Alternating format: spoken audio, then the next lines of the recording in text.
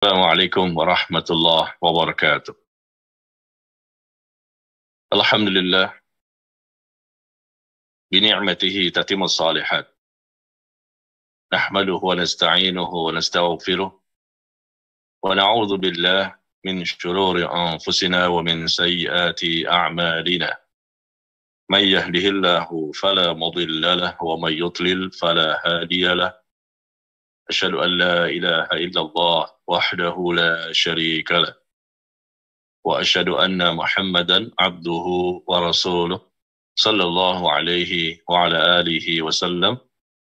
Ya ayyuhalladzina amanu taqullaha haqqa tuqatih wa la tamutunna illa wa antum muslimun, amma ba'd. Jemaah kaum muslimin, Bapak Ibu yang semoga kita dilimpahkan taufik dan hidayah. Kita bersyukur kepada Allah atas segala nikmat yang Allah berikan kepada kita, terutama di malam hari ini.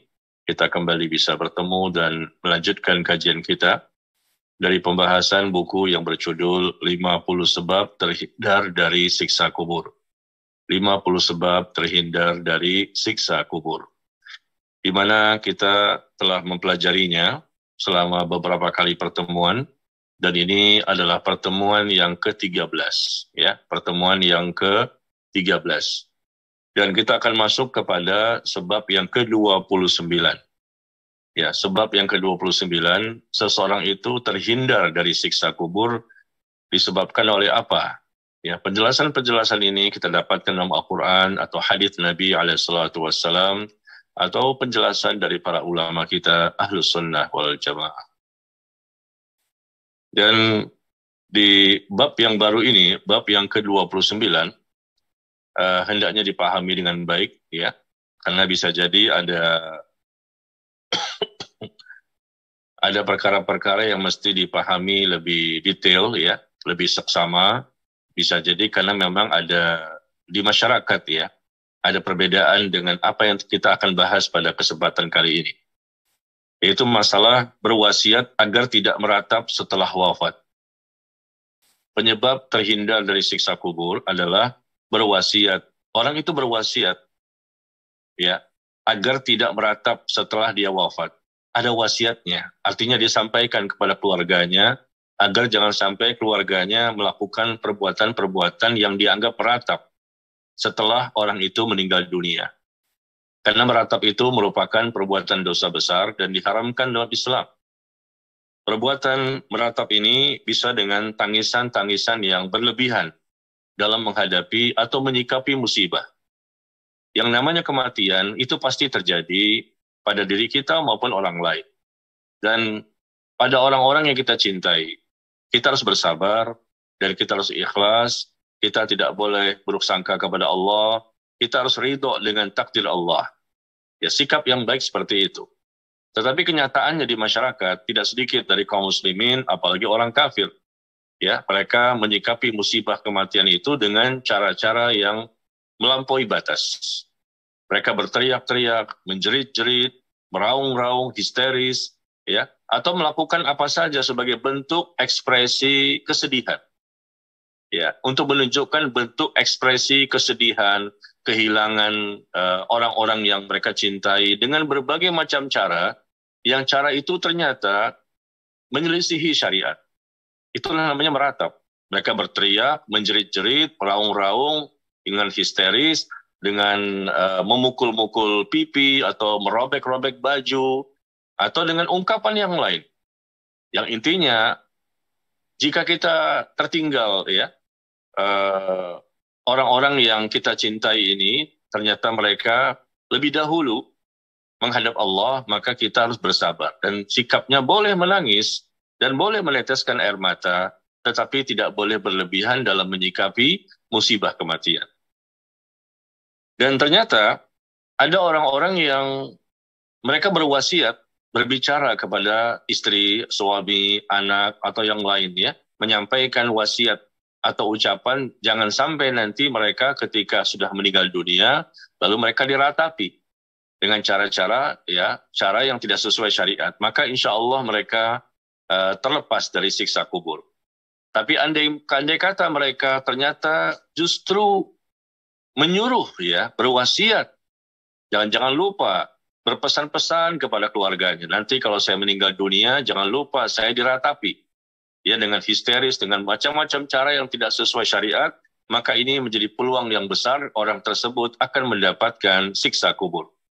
Nabi SAW bersabda, Innal mayyit la yu'adzab ya bibukai ahli alaihi.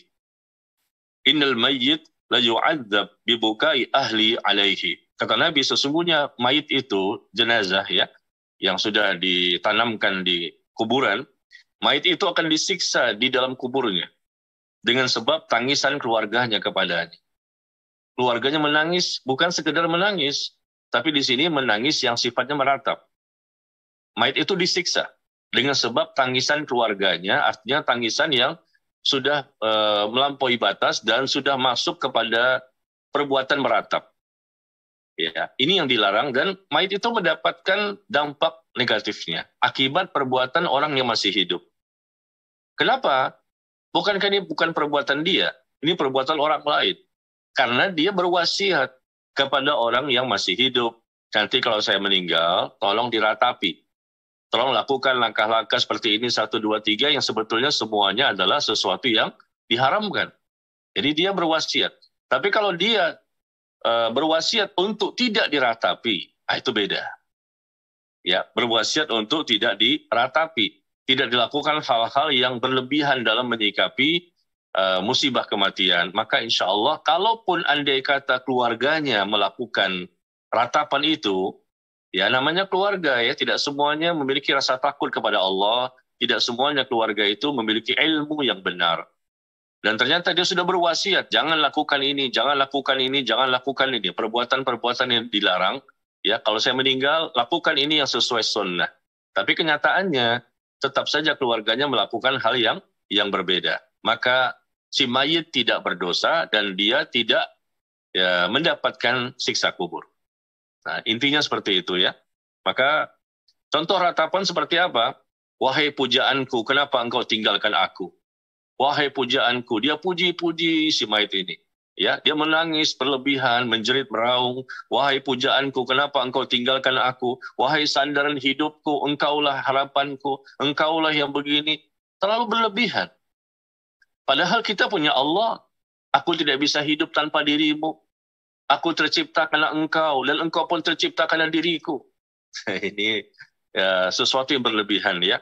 Dan kemudian bisa jadi mungkin juga dengan cara-cara yang lain, ya, menampar-nampar pipi, merobek-robek pakaian, atau dengan cara yang lainnya. Jadi intinya menyikapi musibah kematian dengan cara-cara yang haram. Ya, ini kita saksikan di orang-orang di luar Islam ya.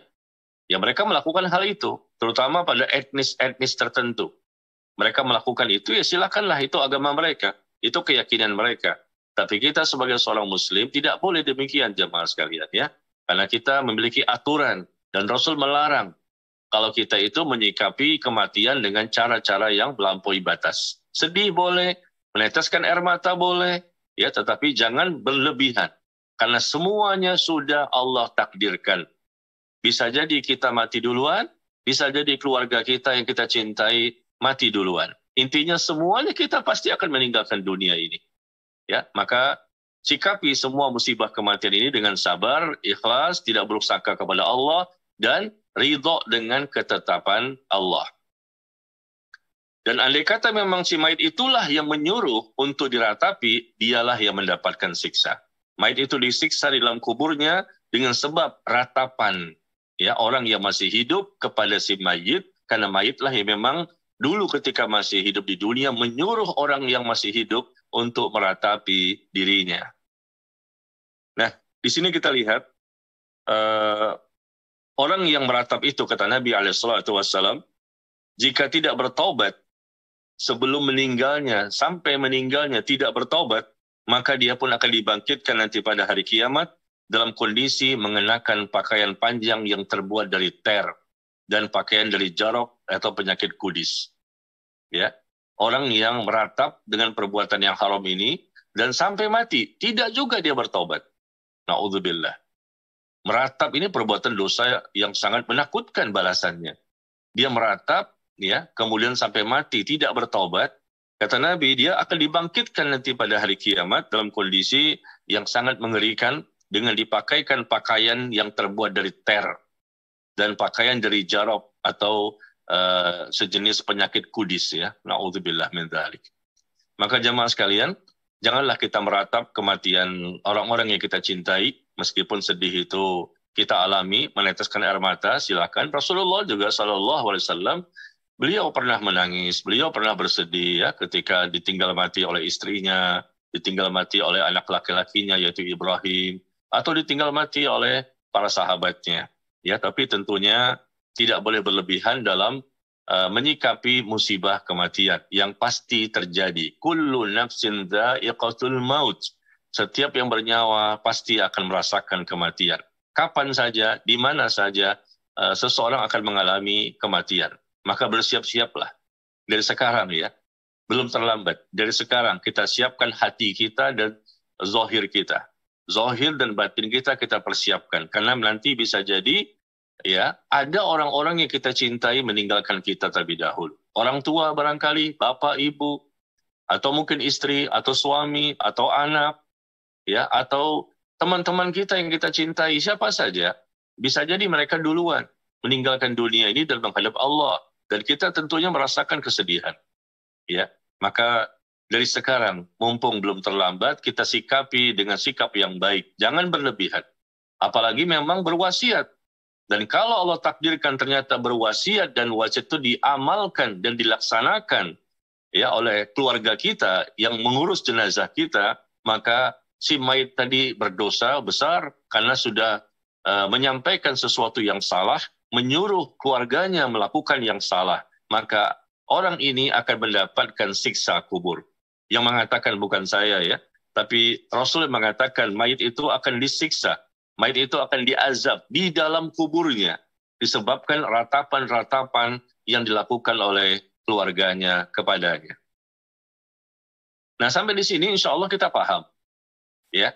Tidak kita sekali lagi tidak kita lakukan dengan tangisan yang berteriak-teriak, dengan menjerit-jerit, meraung-raung, dengan histeris, ya, atau kita menampar-nampar pipi, merobek-robek pakaian, atau dengan perkataan-perkataan yang sifatnya kita tidak ikhlas ya menerima ketetapan Allah.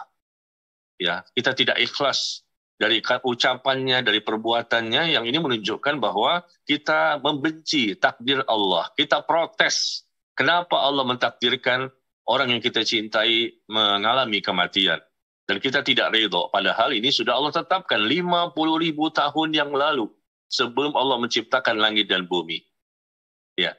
Nah, ternyata yang menarik di sini, kita lihat di bukunya di halaman 73.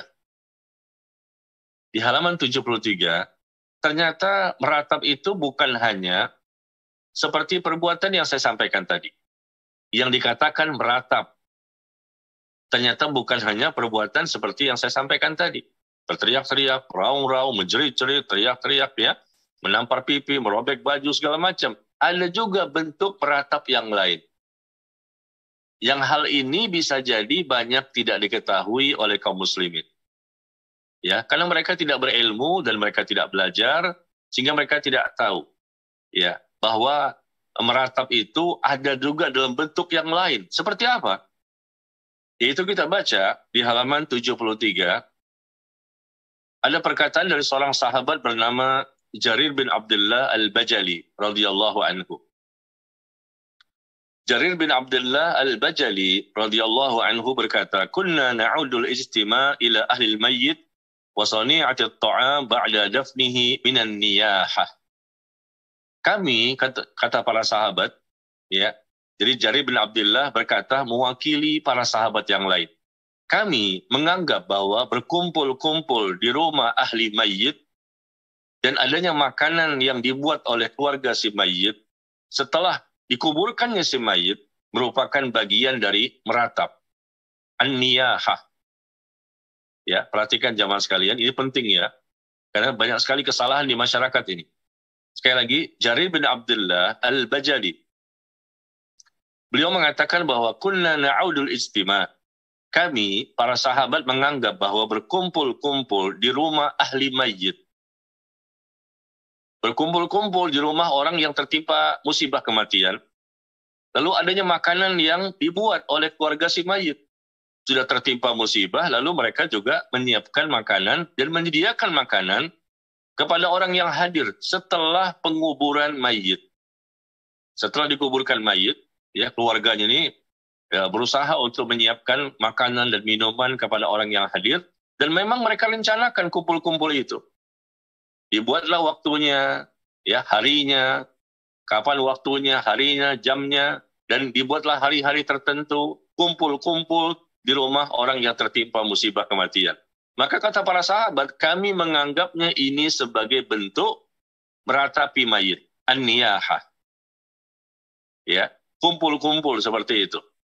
Jadi kumpul-kumpul ini bukan sekedar bertakziah. Kalau kita bertakziah dan kebetulan memang kumpul orang banyak, kita bertakziah bisa jadi ketika mayit masih ada di rumah itu, atau mungkin kita datangi setelah mayit dikuburkan. Kita bertakziah mungkin hari pertama, hari kedua, hari ketiga, hari keempat, dan seterusnya. Mungkin seminggu kemudian, mungkin 2 minggu kemudian. Kita bertakziah mendatangi rumah orang yang tertimpa musibah. Itu kapan saja bisa. Mau pagi, siang, sore, atau malam. Dan kebetulan kalau memang agak ramai berkumpulnya, orang yang bertakziah, itu nggak masalah. Kebetulan, spontanitas ya. Nah, tapi di sini yang jadi masalah adalah memang disengaja untuk berkumpul-kumpul di rumah orang yang tertimpa musibah. Ditentukan waktunya, harinya, jamnya, ya, dan kadang juga di tempat orang tersebut ditentukan bacaan-bacaannya, doanya, ayat Al-Quran yang dibaca, dan seterusnya. Nah, ini sesuatu yang tidak ada tuntunannya dalam syariat ya, yang kita sebut dengan istilah apa? Tahlilan. Ya, istilahnya tahlilan. Tahlilan selamatan kematian. Seperti itu. Dan kemudian juga yang kedua, Jarir pernah bertemu dengan Umar bin Khattab. Lalu Umar bertanya kepadanya, apakah mayit kalian diratapi? Apakah mayitnya kalian itu diratapi? Maka Jarir menjawab, tidak. Ya. Lalu Umar bertanya, apakah orang yang berkumpul di keluarga mayit dan membuatkan makanan? Apakah orang-orang berkumpul-kumpul di rumahnya orang yang tertimpa musibah? Dan orang yang tertimpa musibah ini dari keluarganya menyiapkan makanan kepada orang yang hadir untuk berkumpul-kumpul itu? Kata Jarir, iya. Maka kata Umar, ya dengan demikian itulah yang namanya ratapan. Meratap. Ya, meratap. Jadi meratap itu ternyata dalam pandangan para sahabat ya. Ini bukan hadis, tapi perkataan dari para sahabat yang mereka sudah sepakat ijma terjadi. Karena disebutkan di sini kami para sahabat ya, dan tidak diingkari oleh sahabat yang lain. Kami para sahabat menganggap bahwa kumpul-kumpul di rumah orang yang tertimpa musibah ya, dan kemudian disediakan makanan kepada mereka, orang yang hadir setelah mayitnya dikuburkan. Ini termasuk perbuatan meratap. Dan istilah kita di sini dengan tahlilan. Jamaah sekalian yang berbahagia. Di zaman Nabi SAW, ribuan orang yang meninggal dunia. Istrinya Nabi meninggal dunia, Khadijah. Ya. Kemudian anaknya Nabi juga meninggal dunia. Para sahabat juga meninggal dunia. Di zaman sahabat juga, ketika Rasulullah sudah wafat, juga banyak orang yang meninggal dunia. Di zaman para tabi'in, tabi'ut tabi'in, dan imam yang keempat, banyak orang yang meninggal dunia dari kaum muslimin. Tetapi tidak ada acara-acara khusus untuk mereka berkumpul-kumpul di rumah orang yang tertimpa musibah dengan ditentukan hari pertama, hari ketiga, hari ke-7, hari ke-40, hari ke-100, atau mungkin nanti hari ke-1000, atau mungkin haul, ya, setahun sekali. Mengadakan acara kumpul-kumpul. Dan kata mereka ini tujuannya untuk mendoakan. Ya, mendoakan orang yang meninggal dunia. Mereka berada di situ, mereka mendoakan secara bersama-sama, lalu mereka membaca Quran, mereka baca zikir, ya, lalu mereka kirimkan pahalanya kepada orang yang sudah meninggal dunia. Nah, coba kita tanyakan kepada mereka, tolong datangkan kepada kami bahwa ada riwayat yang sahih dari Nabi SAW dan para sahabatnya. Agama ini berdasarkan contoh, jamaah sekalian ya. Contoh, dalil, keterangan pernah dipraktekkan, pernah diamalkan, pernah didakwahkan. Ya, tapi kalau tidak ada, janganlah kita mengada-ngada suatu perkara yang tidak ada contohnya, yang tidak ada dalilnya. Meskipun ini sudah menjadi budaya, ya, budaya di negara kita ini menjadi budaya, tradisi, adat istiadat, menjadi kebiasaan hidup selama bertahun-tahun, ya.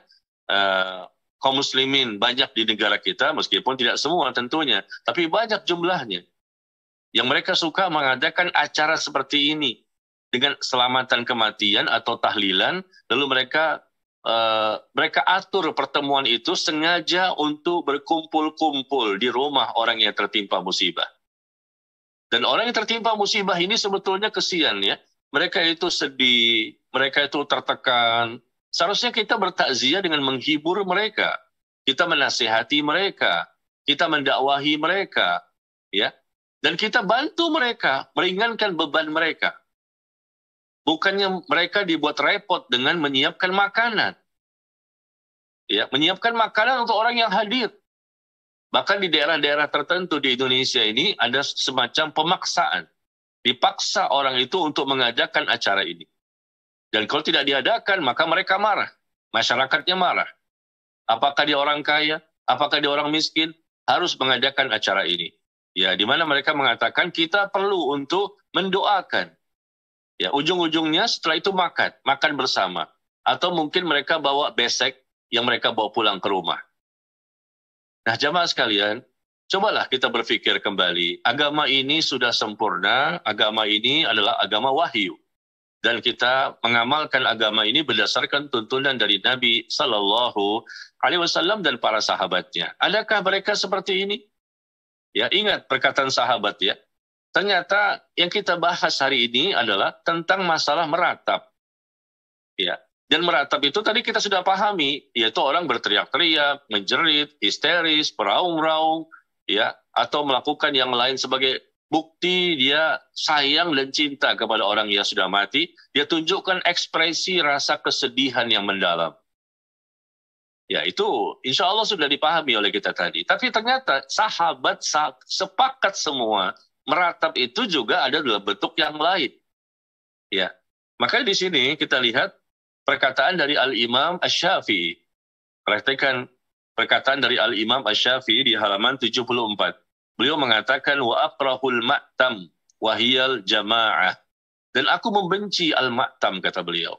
Aku benci al-ma'tam. Apa itu? Berkumpul-kumpul di rumah keluarga mayit. Ya, sengaja untuk berkumpul-kumpul di rumah keluarga si mayit, meskipun di tempat itu tidak ada tangisan-tangisan lagi. Ya, karena sesungguhnya acara kumpul-kumpulnya itu bisa membangkitkan lagi kesedihan, ya, keluarga si mayit dan memberikan beban kepada keluarga mayit, beban yang berat. Mereka harus menyiapkan makanan, mereka harus menyiapkan uang, ya, mereka lagi sedih, lagi down, tapi justru mereka disibukkan dengan hal seperti ini.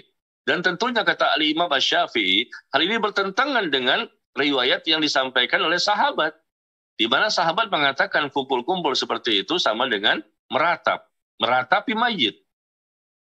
Ya, perhatikan ini di Indonesia, ya. Konon mereka mengaku sebagai pengikut Imam Asy-Syafi'i rahimahullah, Syafi'iyah, kami mazhabnya Syafi'iyah. Tapi ternyata kondisinya tidak sama dengan Al-Imam Asy-Syafi'i rahimahullah. Ya, tidak ada satupun yang disebutkan oleh Al-Imam Asy-Syafi'i untuk mengadakan acara-acara seperti itu. Begitu juga disebutkan oleh Imam Ahmad bin Hanbal. Imam Ahmad bin Hanbal rahimahullah berkata, ini termasuk perbuatan masyarakat jahiliyah. Ya, terbiasa untuk kumpul-kumpul di rumah orang yang tertimpa musibah kematian, lalu mereka si keluarga ini menyiapkan makanan kepada orang yang hadir setelah mayit dikuburkan.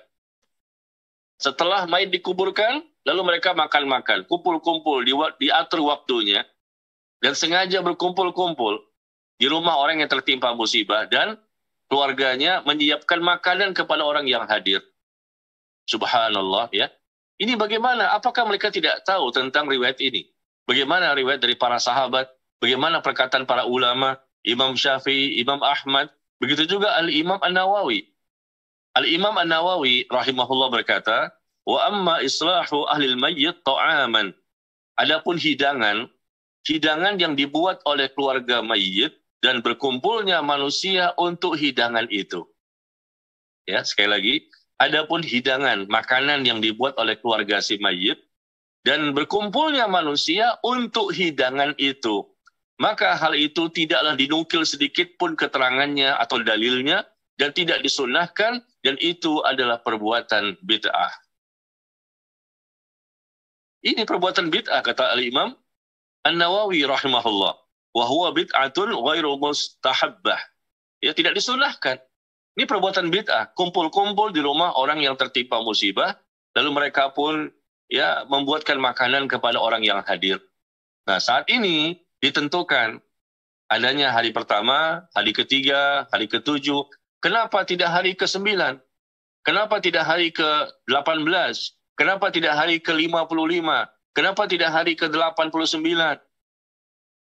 Siapa yang mengajarkan kepada kita ini? Contohnya ada, riwayatnya ada, Rasulullah, para sahabat, para tabi'in, tabi'ut tabi'in, dan para ulama yang 4 dan seterusnya selama berabad-abad.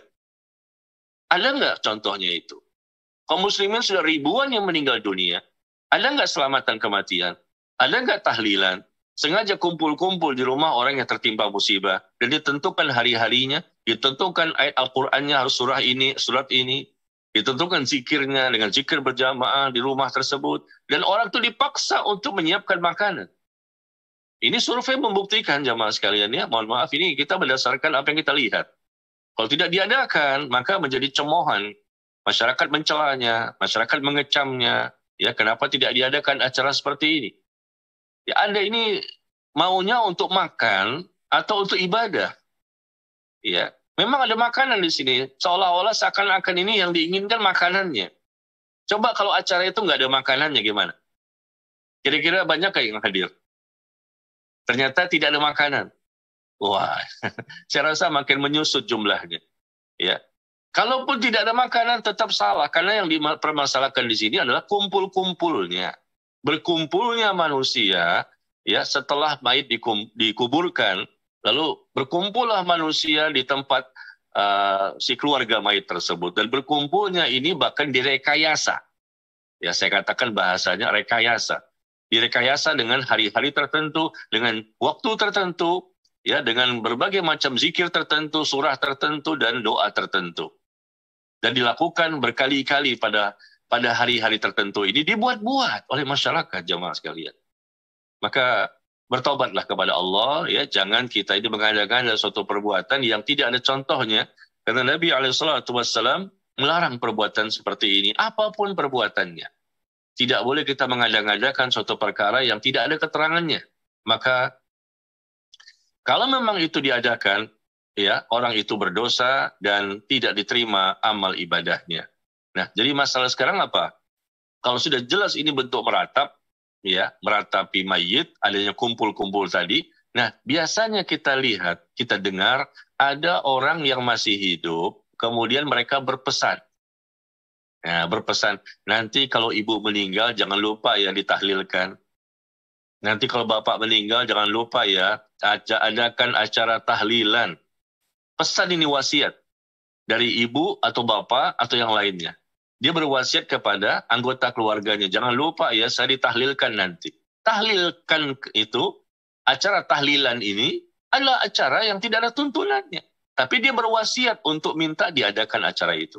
Acara tahlilan ini kata para sahabat adalah bentuk meratap. Dan meratap itu haram. Tapi orang itu berpesan-pesan, berwasiat, ya, bahwa nanti jangan lupa diadakan acara tahlilan.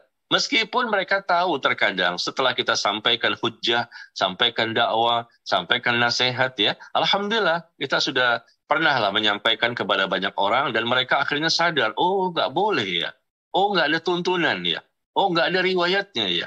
Justru yang ada sahabat mengatakan ini meratap.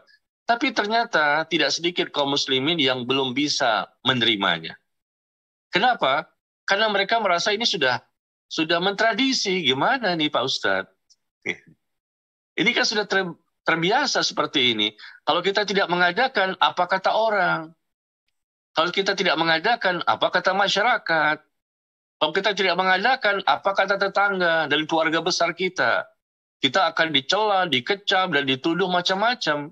Ya, nah inilah yang terjadi meskipun terkadang kita sudah sampaikan, mereka paham, mengerti, tapi di balik itu mereka takut mendapatkan kecaman dan kemarahan dari manusia.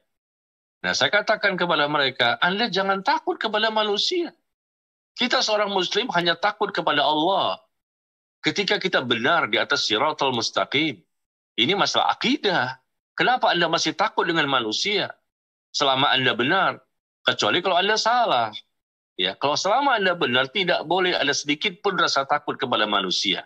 Manusia itu semua tidak bisa menolong kita. Ya, demikian saya sampaikan, manusia tidak memiliki langit dan bumi. Manusia tidak memiliki dunia dan akhirat. Kenapa takut? Ya, dengan kecaman mereka gara-gara tidak mengadakan acara ratapan. Ratapan di sini dengan istilah tahlilan. Ya. Nah, memang ada yang berani, alhamdulillah mereka mendobrak kebiasaan ini di masyarakat dan mereka mendapatkan risikonya. Tidak masalah, sabar saja.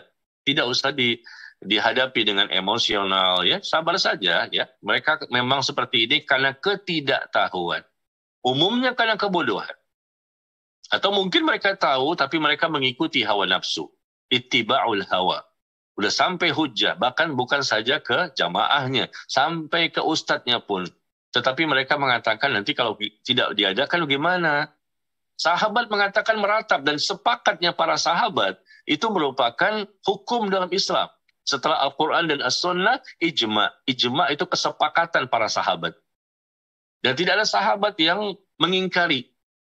Ya, kami menganggap, ya kata Jarir bin Abdullah Al-Bajali, beliau mengatakan, kunna na'udul ijtima'. Ya, kami menganggap bahwa berkumpul-kumpul di rumah keluarga si mayit dan menyediakan makanan kepada orang yang hadir setelah mayit dikuburkan, maka ini termasuk perbuatan meratap. Ya.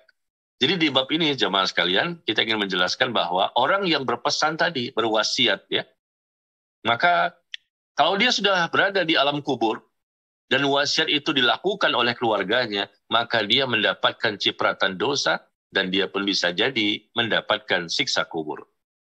Tapi kalau dia tidak berwasiat untuk diadakannya ratapan, ya, tidak berwasiat untuk diadakan ratapan-ratapan dengan acara tahlilan itu atau selamatan kematian, justru dia menentang dan menyuruh keluarganya untuk tidak melakukannya, maka insya Allah dia pun terhindar dari dosa tersebut. Dan kalau dia sudah melakukan upaya untuk melarang keluarganya mengadakan acara seperti itu, dan dia sudah meninggal dunia, ternyata keluarganya masih ada yang melakukannya dan tidak peduli dengan wasiatnya yang intinya melarang, tapi keluarganya tetap mengajakkan tahlilan, maka orang yang sudah mati tadi tidak berdosa dan insya Allah dia pun terhindar dari siksa kubur. Ya. Nah, sebagai tambahan kita lihat di bukunya, di halaman 74 dan 75. Syekh Ahmad Abdurrahman Al-Banna rahimahullah, beliau berkata, telah sepakat imam yang empat. Imam yang empat, Imam Abu Hanifah, Imam Malik, Imam Asy-Syafi'i, dan Imam Ahmad. Ya, sepakat semuanya atas tidak disukainya ahli mayyit membuatkan makanan untuk orang yang banyak, yang mana mereka berkumpul di situ, ya, mendatangi keluarga si mayyit, dan kemudian mereka pun makan di situ. Berdasarkan dalil dari Jarir bin Abdullah tadi. Dan zahirnya adalah haram. Ya, karena meratap itu hukumnya haram. Sedangkan para sahabat telah memasukkannya, yaitu berkumpul-kumpul di rumah ahli mayyit sebagai bagian dari meratap, dan itu jelas ya terlarang. Jadi, yang disyariatkan dalam Islam itu apa? Bertakziah, ya, yang bertujuan untuk mendoakan, menghibur, memberi pertolongan, dan menasihati keluarga si mayyit. Ini tugas kita. Mendoakan, menghibur, menasihati, meringankan beban mereka. Mungkin mereka butuh pertolongan kita. Apakah di hari pertama, hari kedua, dan seterusnya, kita bantu mereka, terutama di hari pertama, ya. Dengan cara apa? Ya, kita membawakan makanan kepada mereka. kita bantu. Jangan mereka direpotkan untuk menyiapkan makanan, ya, atau mereka sibuk untuk memasak dan lain-lain. Tapi justru yang terjadi di masyarakat, jamaah sekalian, justru menyelisihi sunnah, ya. Justru mereka sengaja diundang dan diumumkan untuk berkumpul-kumpul dan duduk-duduk di rumah keluarga si mayit itu, dan lalu kemudian keluarga mayit pun menyediakan makanan kepada orang yang datang dengan diagendakan waktunya, direncanakan waktunya, ya, kemudian dibacalah zikir khusus atau Al-Quran yang dibaca, dipilah-pilih mana surat yang dibaca, dan ini perbuatan yang terus-menerus dilakukan oleh sebagian kaum muslimin sampai hari ini. Dan perbuatan yang sesuai sunnah seperti apa? Kaum kerabatnya, familinya, tetangganya, temannya, ya, hendaknya datang untuk memberikan makanan atau mungkin bantuan uang. Ya, apalagi mereka miskin misalnya, mereka butuh bantuan uang atau memberikan makanan kepada keluarga yang sedang tertimpa musibah. Nah, kita lihat riwayat yang diantaranya adalah dari Abdullah bin Ja'far. Dari Abdullah bin Ja'far, ia berkata, ketika datang seorang pembawa berita kematian Ja'far saat ia terbunuh. Ada seorang sahabat Nabi yang meninggal dunia, ya, karena meninggal dunia di medan perang, tentunya mati syahid. Dan Nabi SAW bersabda, buatkanlah makanan untuk keluarga Ja'far. Buatkan makanan. Jadi orang lain yang disuruh membuatkan. Bukan keluarga yang sedang tertimpa musibah ini menyiapkan makanan kepada tamu. Tapi justru tamu yang datang membawa makanan. Apakah tetangganya, keluarganya, kerabatnya, familinya, dan lain-lain. Membawa makanan. Kata Nabi demikian, karena sesungguhnya telah datang kepada mereka sesuatu yang menyibukkan mereka, yaitu adanya musibah kematian. Makanya Al-Imam Asy-Syafi'i rahimahullah berkata, aku menyukai bagi para tetangga mayit. Aku menyukai bagi para tetangga mayit dan sanak familinya untuk membuatkan makanan kepada ahli mayit, keluarga mayit pada hari kematiannya dan malam harinya yang sekiranya dapat mengenyangkan mereka. Karena sesungguhnya yang demikian itu adalah mengikuti sunnah Nabi Sallallahu Alaihi Wasallam. Jadi keluarga si mayit yang sedang sedih ini, kita berikan makanan untuk siangnya dan malamnya. Paling tidak satu hari itulah. Ya, jangan dibebankan dengan beban yang berat untuk menyiapkan makanan bagi orang yang hadir di malam harinya terutama, ya. Karena memang acara tahlilan di negara kita ini, acara tahlilan selamatan kematian biasanya di waktu malam setelah salat Isya dan diumumkan nanti di masjid, ya. Begitu selesai salat jenazah atau mungkin selesai proses pemakaman di kuburan, maka ada perwakilan yang menyampaikan, jangan lupa bapak-bapak, nanti malam kita kumpul kembali di rumah Bapak Fulan bin Fulan, kita mengadakan acara tahlilan selamatan kematian, kita doakan si mayit begini dan begini. Nah, ini subhanallah. Kalau kumpul-kumpul dalam rangka untuk mensolatkan jenazah, itu memang dianjurkan berkumpul untuk solat jenazah atau mengantarkan jenazah ke kuburan. Ini kumpul-kumpul yang baik, dan itu hanya di waktu-waktu itu saja, ya. Dan bukan berkumpul di rumah dengan diagendakan. Kalau memang spontanitas tidak direncanakan, datang saja langsung ke rumah untuk bertakziah, kebetulan jadi rame. Nah, itu beda, ya. Itu beda. Memang tidak disengaja. Tapi jangan berlama-lama lah di sana, ya. Karena memang mereka sedang tertimpa musibah, sangat sedih. Dan saya juga merasakan itu. Bagaimana sedihnya, bagaimana bebannya, bagaimana kita pada waktu itu lagi kadang-kadang bisa kurang stabil, ya. Karena mengingat orang yang meninggal ini orang yang sangat kita cintai. Seperti contoh orang tua saya. Orang tua saya pertama meninggal adalah ibu saya 5 tahun yang lalu. Kemudian kemarin baru kurang lebih 5 bulan yang lalu bapak saya juga meninggal. Ya, jadi kita pernah merasakan orang tua pertama ibu, kedua bapak, ada juga nenek, orang-orang yang dekat dengan diri kita. Dan bagaimana kita bisa merasakan sedihnya kita, ya, meskipun kita sudah belajar tentang agama ini harus sabar, sabar dan sabar. Tapi tetap saja kita boleh bersedih. Boleh menangis. Dan pada waktu itu kita lagi merasakan hal-hal yang berbeda dengan hari-hari sebelumnya. Lalu bagaimana orang seperti itu ternyata dibebankan dengan berbagai macam beban yang seharusnya mereka diringankan. Ya, banyaknya tamu yang datang harus diberikan makanan, harus diberikan minuman. Subhanallah. Dan itu ditentukan hari pertama, hari ketiga, hari ke-7, hari ke-40, hari ke-100, hari ke-1000, dan setahun sekali. Anda ingin mendoakan si mayit, silahkan mendoakan di mana saja bisa. Datang ketika sholat jenazah, ya, itu bisa mendoakan. Atau ketika bertakziah ke rumahnya, langsung mendoakan. Kenapa harus kumpul-kumpul? Di rumah mayit, di rumah keluarga mayit. Dan umumnya orang menginginkan makanan sebetulnya. Itu yang kita lihat, survei membuktikan. Ada beseknya. Coba, ditiadakan makanan, apakah ada orang yang datang? Ditiadakan makanan, apakah ada orang yang datang? Saya rasa ya semakin menurun, semakin sedikit, tidak ada yang datang mungkin. Dan kalaupun memang ada yang datang, meskipun sedikit, tetap saja tidak diperbolehkan. Ya, karena memang tidak ada tuntunannya. Agama ini bukan berdasarkan hasil modifikasi kita. Agama ini bukan berdasarkan hasil inovasi yang kita lakukan. Bukan hasil variasi-variasi yang kita inginkan. Agama ini sudah sempurna, jamaah sekalian. Agama ini agama wahyu, bukan hasil bikinan dan buatan manusia. Semua agama yang ada di dunia ini adalah hasil bikinan manusia, kecuali Islam. Semua agama yang ada di dunia ini, hasil buatan manusia, kecuali Islam. Islam satu-satunya agama yang murni berasal dari Allah, yang diajarkan oleh Rasulullah SAW dan para sahabat. Ya, yang sudah sempurna kata Allah, al-yawma akmaltu lakum dinakum wa asmamtu alaikum ni'mati wa raditu lakum al-islam dina. Pada hari ini aku sempurnakan Islam sebagai agama bagimu, aku cukupkan nikmatku kepadamu, dan aku ridha Islam sebagai agama bagimu. Kata Nabi SAW, ma baqiya syai'un yuqarribu minal jannah wa yuba'idu minan nar illa wa qad buyyina lakum. Kata Nabi SAW bahwa tidak tersisa sedikit pun amal yang dapat mendekatkan kalian menuju ke surga, yang dapat menjauhkan kalian dari neraka, melainkan semuanya sudah aku jelaskan. Sudah aku jelaskan.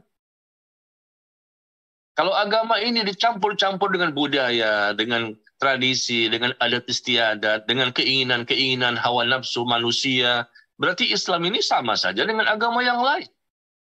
Sudah bercampur baur dengan berbagai macam keinginan dan hawa nafsu manusia. Tidak boleh, jamaah sekalian.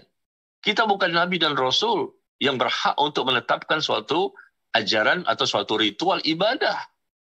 Kalau Nabi mengajarkan dengan tuntunan wahyu.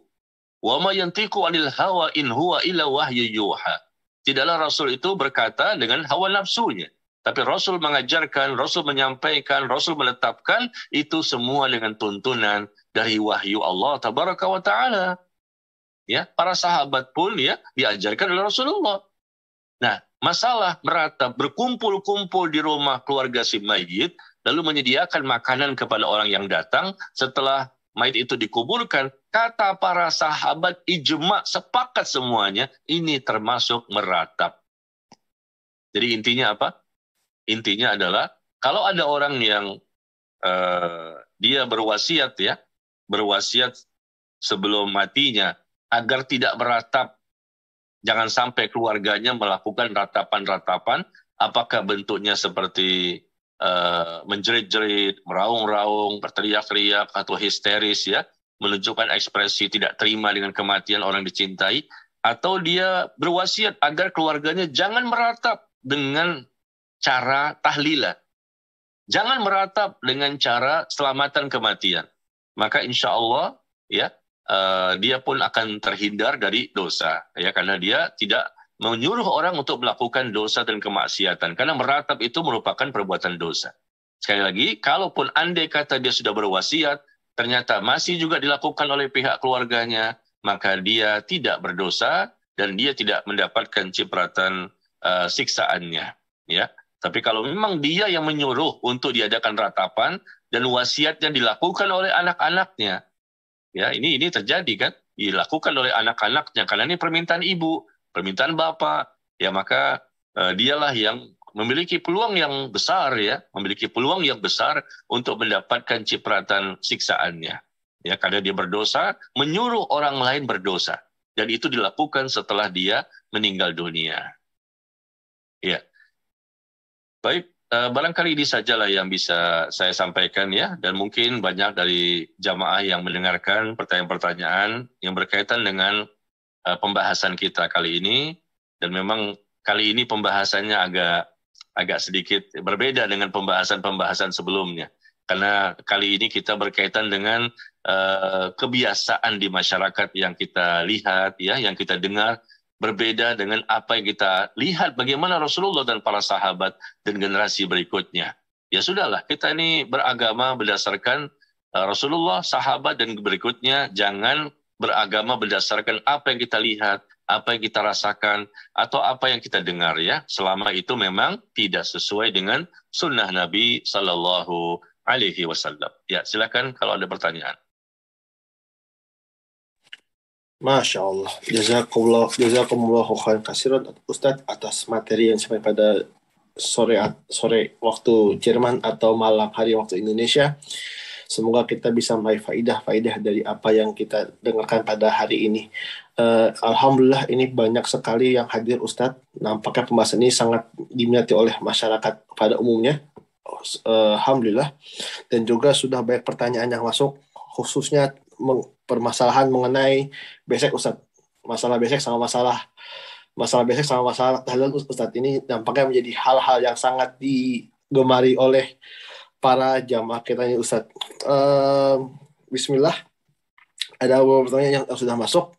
Bagi teman-teman yang ingin bertanya bisa bertanya melalui fitur raise hand atau bertanya melalui fitur chat kepada kami di kolom chat ada namanya moderator. Pertanyaan pertama Ustadz. Assalamualaikum warahmatullahi wabarakatuh. Semoga Allah selalu melindungi Ustadz dan keluarga dan juga kaum muslimin semuanya. Izin bertanya Ustadz, apabila saat orang tua meninggal, saya sudah mengingatkan kakak-kakak saya agar tidak mengadakan acara tahlilan sampai 7 hari karena itu tidak dicontohkan. Tetapi kakak itu masih melakukan tahlilan untuk tersebut Ustadz. Apakah saya berdosa? Karena saya tidak bisa berbuat apa-apa. Selain mengingatkan, apakah ibu saya juga diazab karena perbuatan mereka? Jazakallahu khairan katsiran. Ini tadi yang pertama mungkin sudah dibahas di pertanyaan pertama, namun ada pertanyaan berikutnya Ustaz, yaitu kalau apakah ibunya diazab ke depannya gitu. Ya. Jazakallahu khairan. Barakallahu fiikum.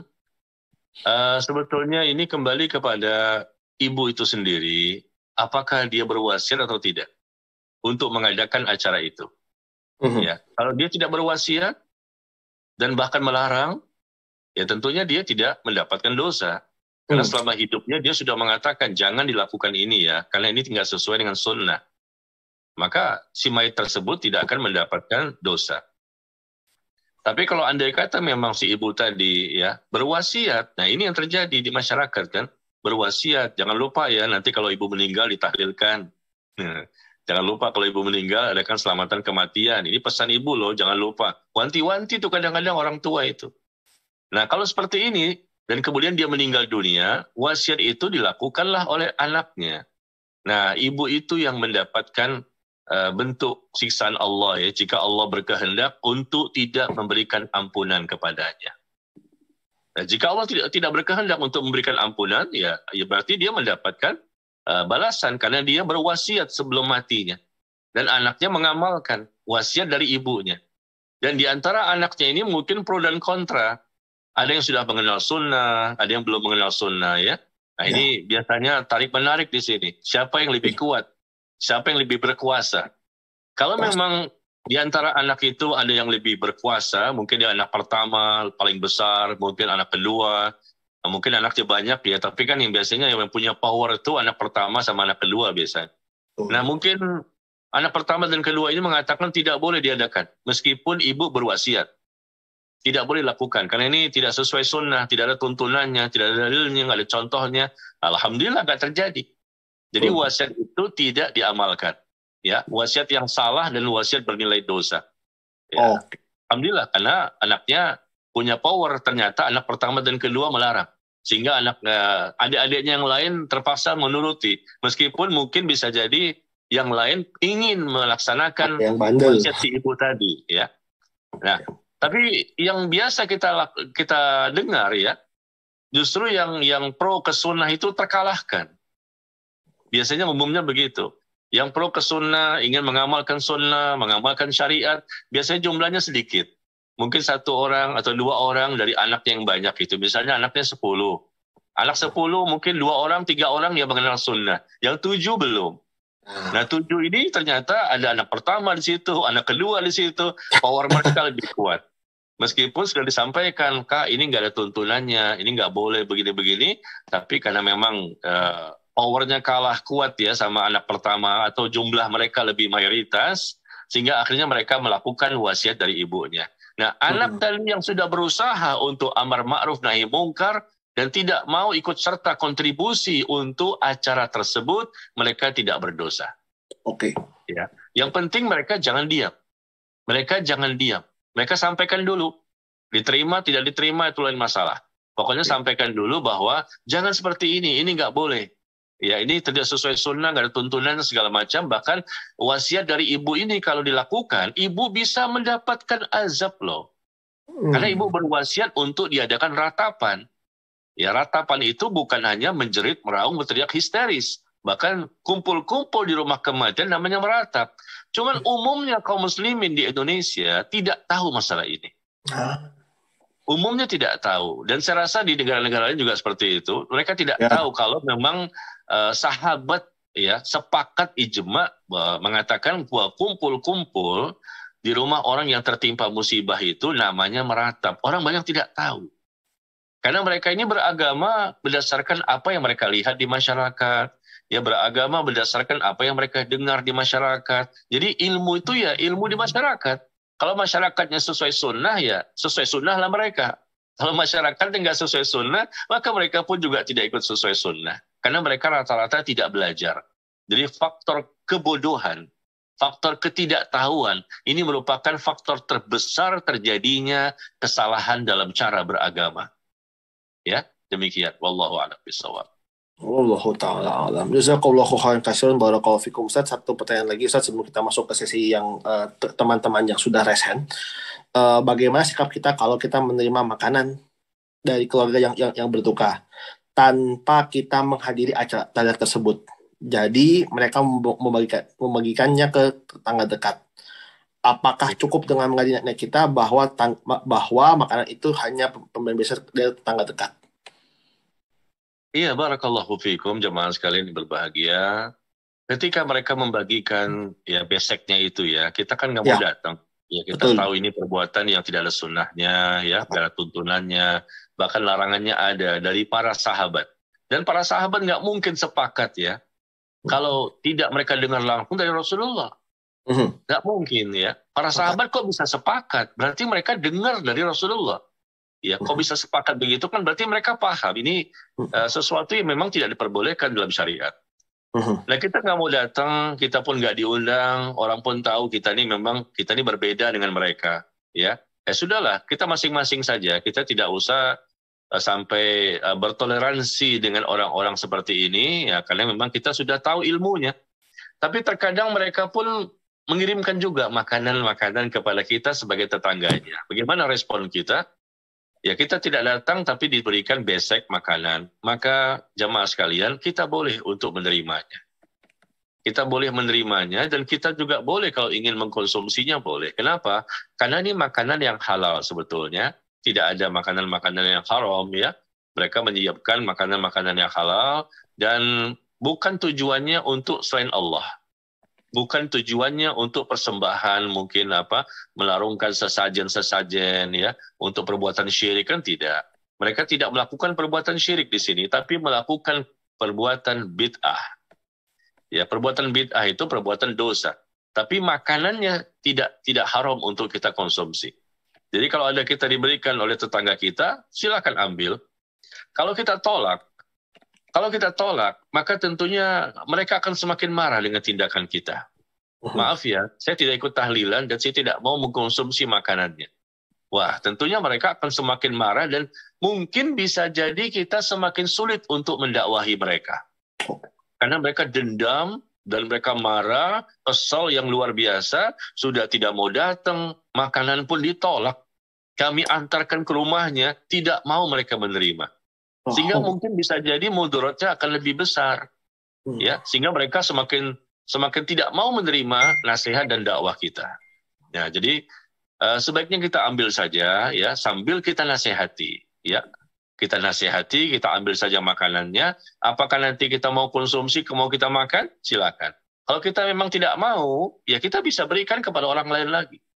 Kita berikan kepada fakir miskin, berikan kepada satpam di pos perumahan, atau siapa saja kalau memang kita nggak mau memakannya. Tapi intinya adalah kita boleh untuk menerima dan menikmatinya. Dan itu adalah makanan yang halal, dan memang ini juga dalam rangka untuk meredam. Ya, meredam, jangan sampai mereka terlalu berlebihan dalam kemarahannya kepada kita. Ya, nanti mudah-mudahan setelah ini kita lebih mudah untuk bisa menasihati dan mendakwahi mereka. Mudah-mudahan insya Allah Ta'ala. Demikian. Berikutnya silakan Bu Amar bisa menyalakan mikrofonnya.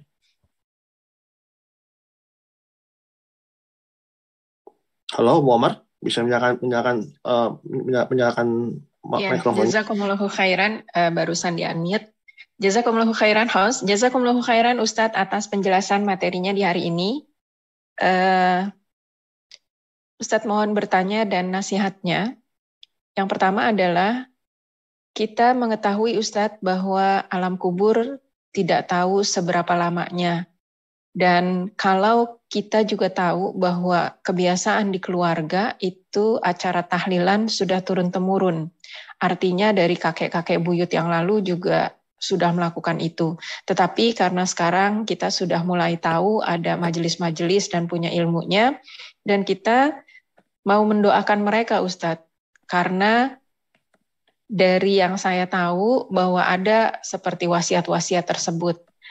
Bagaimana caranya kita mendoakan kakek-kakek, nenek-nenek buyut kita itu Ustadz? Apakah itu boleh mohon diampuni dosa-dosanya atas wasiat-wasiat tersebut supaya terhindar dari siksa kubur?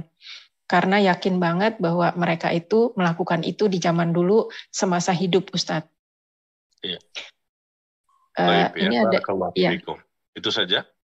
Ada lagi Ustadz ini. Yang kedua adalah bila ternyata ketika ada satu nenek ditinggal, kakek udah meninggal dunia. Nenek tidak meratapi kematian kakek, tapi terkadang sering menangis karena mengingat pahitnya hidup ketika menikah dengan kakek. Apakah itu termasuk meratap Ustadz? Kemudian yang ketiga Ustadz, ini karena kami tinggal di luar negeri Ustadz, ada juga di antara rekan-rekan kita yang suka mengadakan tanda kutip tahlilan Ustadz. Jadi mengundang atau teman lain yang mengundang Ustadz. Jadi kita datang sama-sama, terus tuan rumah juga menyiapkan tempatnya, dan di situ ada juga tanda kutip ustadznya atau ustazahnya. Apakah kalau yang seperti itu kita boleh datang Ustadz? Jazakumullahu khairan atas nasihat Ustadz. Ya, barakallahu fikum. Yang pertama adalah ya kita sama-sama pahami ya. Mungkin dari kakek nenek kita terdahulu, atau mungkin jangankan kakek nenek ya, orang tua kita juga mungkin masih ada di antara kita yang melakukannya. Mungkin mereka yang masih hidup atau yang dulunya ketika mengajak orang lain ya untuk bersama-sama melakukan perbuatan ini. Nah, intinya adalah mereka matinya sebagai muslim, dan yang didoakan ini muslim ya, yang mendoakan juga muslim.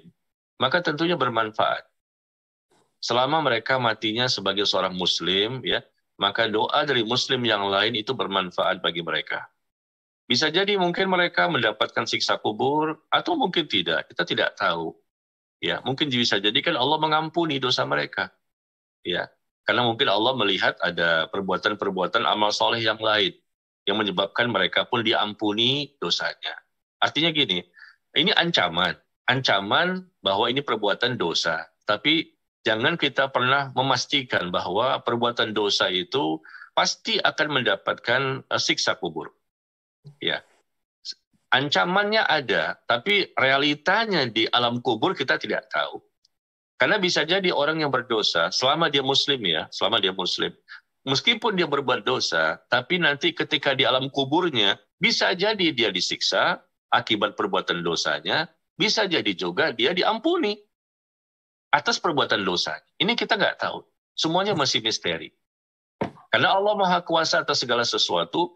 Kalau di dunia ada ayatnya, ada hadisnya, ada ayatnya, ada hadisnya, ini ancaman, kita katakan bahasanya adalah peluang yang besar mereka akan mendapatkan ancaman tersebut. Tapi untuk memastikannya kita nggak berani. Kecuali kalau mereka matinya kafir. Kalau matinya kafir sudah pasti mendapatkan siksa kubur sampai hari kiamat. Tapi kalau matinya muslim, bisa jadi dapat siksa kubur, bisa juga tidak. Ya, maksudnya artinya bisa jadi Allah ampuni. Ya, atau mungkin mendapatkan siksa kubur dulu dalam beberapa lama, ya, sesuai dengan kadar dosa yang pernah dilakukan. Kemudian setelah itu selesai, berpindahlah ke tempat yang lain, yaitu mendapatkan nikmat kubur. Jadi memang siksa kubur itu tidak selamanya sampai hari kiamat, kecuali orang kafir atau muslim yang tingkat kemunafikannya sangat parah, sehingga dia mendapatkan siksa kubur sampai hari kiamat. Seperti Nabi menyebutkan tentang orang yang tidak melaksanakan ibadah sholat. Orang yang tidak mau sholat disiksa kubur sampai hari kiamat. Orang yang membaca Al-Quran tapi menolak isi Al-Quran disiksa kubur sampai hari kiamat. Atau orang yang menyebarkan berita dusta dan berita ini menyebar kemana-mana, maka dia disiksa kubur sampai hari kiamat. Jadi intinya ada siksa kubur yang sebentar, ada yang tidak begitu lama, tapi ada juga yang lama sampai hari kiamat. Tapi kita ya, sebagai orang yang tidak tahu masalah yang gaib, kita katakan bahwa orang itu matinya sebagai seorang muslim, ya, bisa jadi Allah siksa dia sesuai dengan kadar dosa yang dia lakukan, tapi bisa juga Allah mengampuninya. Ya, maka perbuatan tadi, ya, kakek nenek segala macam, ya, atau mungkin orang tua kita atau siapa saja yang sudah meninggal dunia, selama dia matinya muslim dan kita juga muslim yang mendoakan orang yang sudah mati dan matinya muslim, insya Allah semuanya bermanfaat. Ya, mendoakan mereka, kita sebutkan namanya. Siapa nama kakek nenek kita, siapa nama buyut kita, siapa lagi. Kita sebutkan namanya, ya Allah ampunilah dosa dia, rahmatilah dia, luaskan kuburnya, maafkan kesalahannya, ya insya Allah bermanfaat. Doa dari seorang muslim yang ikhlas, yang tulus, ya betul-betul sangat berharap agar Allah itu melimpahkan ampunan dan rahmat kepada orang yang telah meninggal dunia. Ya, jangankan masalah seperti ini, dosa yang lebih besar lagi, ya Allah ampuni, Allah hindarkan mereka dari siksa kubur selama bukan dosa syirik. Selama bukan dosa yang bisa membatalkan keislaman. Dan dosa-dosa kan banyak, mungkin dosa berzina, mungkin dosa membunuh, mungkin dosa minum minuman keras, mungkin dosa durhaka sama orang tua. Ini semua ada ancaman-ancaman siksa kubur. Tapi bisa jadi, saya katakan, dalam akidah Ahlus Sunnah wal Jamaah, bisa jadi Allah mengampuninya setelah mendapatkan siksa kubur terlebih dahulu, atau mungkin dari awal pun Allah sudah mengampuni. Kenapa? Bisa jadi mungkin dia punya amal soleh yang lain yang menutupi dosa-dosa itu. Mungkin dengan sebab doa-doa dari kaum muslimin, atau bisa jadi dia punya amal soleh dari sisi yang lain. Amal soleh yang begitu banyak sehingga dosa ini tertutupi oleh amal solehnya. Ya, jadi intinya manusia pasti semuanya memiliki dosa, ya. Nah, kita doakan saja, kita berbaik sangka kepada Allah, ya, mudah-mudahan dengan doa kita Allah pun ampuni mereka semuanya. Kemudian yang kedua tadi, lupa saya yang kedua tadi. Silakan diulangi pertanyaannya, Ibu Amar. Kebanyakan ketiga, ya. Iya, benar kebanyakan sepertiga. Yang kedua apa tadi, Bu? Saya lupa itu. Kalau boleh diulang lagi, Bu Amar, pertanyaannya. Halo, Bu Amar. Di-unmute dulu. Ya. Udah di-unmute kok. Ya. Yang kedua, menangis, Ustadz. Menangis, mengenang masa lalu yang pahit ketika berumah tangga. Baik, ya. Terima kasih ya, Afwan. Yang kedua ini nenek, ya, nenek yang suka menangis, sedih, ya, mengingat dulu hidup berumah tangga bersama suaminya, ya, kakek ini, bagaimana awal-awal berumah tangga, bagaimana dia dalam perjalanan hidupnya sampai puluhan tahun berumah tangga, dia sedih mengenang masa-masa suka dan duka bersama suaminya. Ya, ini bukan meratap, ya, bukan termasuk meratap. Ini hal yang lumrah, hal yang biasa saja. Namanya istri ditinggal suami, tentunya dia sedih, dia menangis, lalu dia mengingat-ingat masa-masa ketika dia bersama dengan suaminya itu. Atau mungkin sebaliknya suaminya yang mengalami hal seperti itu, dia sedih, dia menangis ya. Dan sedih dan menangis ini boleh saya katakan tadi. Dan sedih dan menangisnya bisa jadi bukan sehari 2 hari. Terkadang ada orang bisa seminggu, 2 minggu, bahkan sebulan. Ya. Dan menangisnya ini biasanya umumnya ketika mereka teringat kembali. Kadang-kadang mereka sudah lupa dengan aktivitas lagi, bisnis lagi, banyak lagi macam-macam ya perbuatan yang mereka lakukan selama di dunia. Tapi terkadang mereka ingat kembali dan nangis lagi. Ya, seperti contohnya inilah anak sama orang tua ya. Bagaimana anak dan orang tua? Bagaimana anak itu kan cinta, sayang sama orang tua ya. Kemudian orang tua ini memang dekat sekali sama anaknya. Anaknya pun dekat sama orang tuanya. Dan biasanya, dan saya merasakan itu. Ya. Maka saya bisa mengatakan begini karena kita merasakan. Ketika mungkin sebulan kemudian, mungkin 3 bulan kemudian, mungkin setahun kemudian, ya kita tiba-tiba teringat kembali dengan orang tua kita. Tiba-tiba menetes air mata, kita nangis. Nah itu nggak masalah, kita bukan sedang meratap, tapi kita sedang mengingat orang yang sedang kita cintai, yang kita sayangi, yang kita rindukan.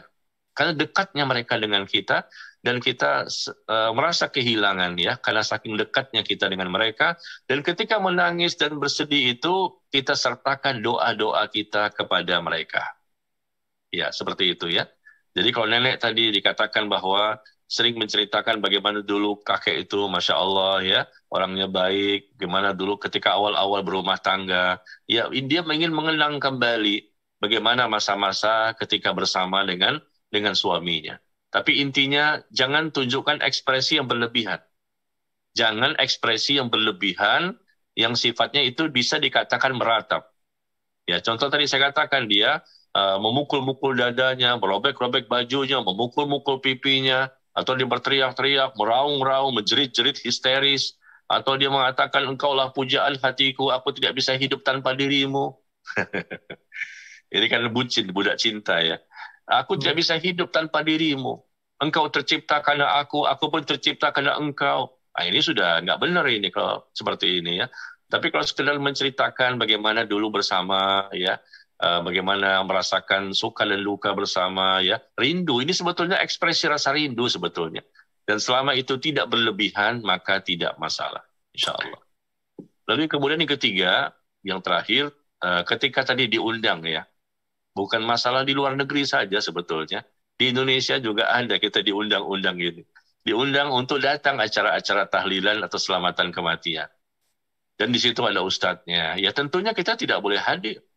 Tidak boleh memberikan kontribusi apapun ya. Mohon maaf. Kita sampaikan apa adanya meskipun pahit. Qulil haq walau kana murra. Sampaikan kebenaran meskipun itu pahit. Meskipun ada sebagian dari saudara kita yang barangkali belum siap, belum bisa menerima, dan mengatakan mungkin ya dengan radikal, yang ekstrim, mungkin keras, dan lain-lain. Kita katakan kalau sudah menyelisihi sunnah, sudah jelas dosa. Dan Nabi mengatakan, kullu bid'atin dhalalah, wa kullu dhalalatin finnar. Setiap bid'ah itu sesat. Dan setiap kesesatan itu diancam dengan neraka. Apa kita mau memberikan kontribusi untuk suatu kesesatan? Dan kesesatan ini diancam dengan neraka. Suatu bid'ah. Bid'ah itu adalah keyakinan atau ucapan atau perbuatan yang menyelisihi syariat, yang tidak ada contoh dan dalil, tidak ada keterangan dari Nabi dan para sahabatnya. Dan Nabi mengatakan bid'ah itu sesat, kullu bid'atin dhalalah. Dan setiap kesesatan akan diancam dengan siksa neraka. Nah, kita nggak boleh mendatangi acara-acara seperti itu yang sudah kita yakini, kita pahami, kita pelajari, ini menyelisihi sunnah atau istilahnya dengan kalimat bid'ah. Ya, kalau bid'ah mungkin agak merah telinga mendengarkannya, mungkin lebih halusnya menyelisihi sunnah. Tapi Rasul mengucapkan kalimatnya bid'ah, dan Rasul mengatakan setiap bid'ah itu sesat. Wa iyyakum wa muhdatsatil umur. Jauhi perkara-perkara yang diada-adakan. Yang awalnya tidak ada, kemudian diada-adakan dalam agama ini. Fa inna kulla muhdatsatin bid'ah. Karena setiap perkara yang diada-adakan, oleh kaum muslimin yang nggak ada dalilnya, nggak ada keterangannya, nggak ada contohnya, nggak ada prakteknya, tidak pernah diamalkan, tidak pernah diajarkan, tidak pernah didakwahkan. Ribuan sahabat yang meninggal dunia, istri-istri para sahabat, para tabi'in, tabi'ut tabi'in. Apa ini bukan kebid'ahan? Ya, tapi ternyata kita diundang, ya kita sampaikan dengan baik, dengan sopan. Mohon maaf, kami tidak bisa hadir ya. Kenapa? Karena kita memiliki pemahaman yang berbeda. Begitu saja kalimatnya ya. Saya memahami ini perbuatan yang tidak ada contohnya, tidak ada dalilnya, tidak disyariatkan. Nah, seperti itu. Jadi kita jangan mengatakan ini bid'ah dolalah, jangan. Ini bid'ah yang sesat, ini dosa, ini jangan. Dengan kata seperti itu, ya mereka akan marah dan mereka akan tersinggung ya. Tapi memang hakikatnya benar, itu bid'ah dolalah, bid'ah yang sesat. Ya, dan itu perbuatan dosa, tapi memang mereka kan belum siap untuk menerima hal seperti itu. Nanti kita belakangan ya, insya Allah untuk bisa menasihati dan mendakwahi mereka. Dari penolakan-penolakan ini tentunya dengan cara yang elegan, dengan cara yang sopan, dengan cara yang baik ya. Insya Allah mereka pun setelah dikasih tahu, oh begitu ya, beda pemahaman. Ya sudahlah, nggak apa-apa. Saya tetap mendoakan si mayit ya. Dan saya juga mendoakan keluarga si mayit, tapi untuk acara kumpul-kumpulnya saya tidak bisa hadir. Kalau mendoakan si mayit saya bisa doakan kapan saja. Saya bisa mendoakan keluarga si mayit, orang-orang yang sedang tertimpa musibah. Ya, tapi untuk kumpul-kumpul di acara-acara tahlilan yang ditentukan harinya, harus hari pertama, harus hari ketiga, harus hari ke-7, harus hari ke-40, 100, dan seterusnya. Nah, untuk menentukan hari-hari tertentu ini dari mana dalilnya? Saya nggak bisa mengikuti acara seperti ini. Ya mohon maaf saja bilang ke mereka, dan itu pun yang saya lakukan juga di perumahan saya, di komplek tempat saya tinggal. Ya. Mereka terima, nggak terima, itu urusan mereka. Yang penting saya tidak menyalahi syariat. Tapi yang penting cara penyampaiannya dengan elegan. Ya insya Allah mudah-mudahan dengan seperti itu mereka pun tidak terlalu emosional kepada kita. Dan tetap kita berinteraksi, tetap kita berkomunikasi, tetap kita bergaul dengan mereka. Ya, tapi mereka juga tidak boleh memaksa kita. Dan kita pun tidak memaksa mereka juga. Sama-sama sajalah. Nanti di akhirat kita akan mempertanggungjawabkan perbuatan kita selama di dunia. Yang kita cari ridho Allah dan bukan ridhonya manusia. Baik, demikian. Wallahu a'lam bishawab. Ya Ustaz, alhamdulillah, jazakumullah khairan. Oh iya. Jazakallah. Selanjutnya Ibu Fatmi Hanum bisa menyalakan mikrofonnya. Tadi ada Ibu Fatmi Hanum. Sudah turun nampaknya. Ibu Fatmi Hanum belum ada. Ya, ya. Assalamualaikum warahmatullahi wabarakatuh. Bismillahirrahmanirrahim. Pak Ustadz, izin bertanya. Ini adalah pada diri saya sendiri. Kebetulan saya 2 tahun yang lalu suami meninggal. Kami tidak mengadakan tahlil. Cuman ada beberapa dari keluarga suami meminta saya ketika 40 hari itu membuat Al-Quran. Jadi Al-Quran itu dibagikan ke kampung, ke teman-temannya suami, begitu. Nah itu bagaimana hukumnya Pak Ustadz. Terus kemudian waktu meninggal itu, ketika jenazah dibawa ke masjid untuk disembahyangkan, tiba-tiba ada seorang pengurus masjid meminta sama saya, tolong siapkan amplop. Kami kaget gitu. Kami kaget, terus anak saya berlari pulang untuk menyiapkan kaget itu sebanyak laki-laki yang menyembahyangkan suami saya itu gitu. Nah itu gimana yang kebetulan saya tinggal di Jakarta Barat, ya saya tinggal udah 10 tahun di sini, tapi memang rasa kaget yang nggak pernah kami lakukan gitu Ustaz. Terima kasih, itu saja pertanyaan saya. Terima kasih. Assalamualaikum warahmatullahi wabarakatuh. Waalaikumsalam. Ya, terima kasih ya Bu, barakallahu fikum. Yang pertama berkaitan dengan bersedekah ya, membagikan mushaf Al-Quran. Kalau ibu ingin mendoakan suami, kan bisa dilakukan kapan saja dan di mana saja. Kenapa dilakukan di hari ke-40? Nah ini yang jadi masalah. Meskipun kumpul-kumpulnya nggak ada, tahlilannya nggak ada, selamatan kematiannya tidak ada. Tapi kenapa menentukan harus hari ke-40? Nah, padahal kita kalau ingin beribadah, kita ingin beramal soleh, ya, kita ingin mempersembahkan sesuatu kepada orang yang sudah meninggal dunia, ada sesuatu yang barangkali bermanfaat bagi mereka, jangan ditentukan hari-harinya. Ya, karena Rasulullah dan para sahabat dan generasi berikutnya tidak pernah mengkhususkan di hari-hari tertentu untuk mempersembahkan sesuatu yang bermanfaat bagi orang yang sudah meninggal dunia. Ya. Bagaimana yang kita lihat saat ini ya, ada hari pertama, hari ketiga, kan begitu ya. Tahlilannya itu seperti itu, hari pertama, hari ketiga, hari ke-7, hari ke-40, hari ke-100. Nah, ini menentukan hari-hari ini dari mana? Yaitu Pak Ustadz, itu dari keluarga, kita sebut keponakan lah dari suami. Ya. Jadi dananya pun mereka kirim gitu. Ya kami sedikit ada pemberontakan, tapi apa boleh buat untuk menjaga hubungan silaturahmi. Akhirnya ya saya terima dan saya berikan ke Al-Quran, walaupun ya dana bantuan lah diberikan oleh keponakan mereka gitu. Jadi ya saya lakukan aja gitu untuk menjaga silaturahmi, Pak Ustaz. Ya. Iya, jadi setelah ini, setelah Ibu paham ya, insya Allah dan juga jamaah yang lain, nanti kalau terulang kembali jangan memberikan kontribusi apapun.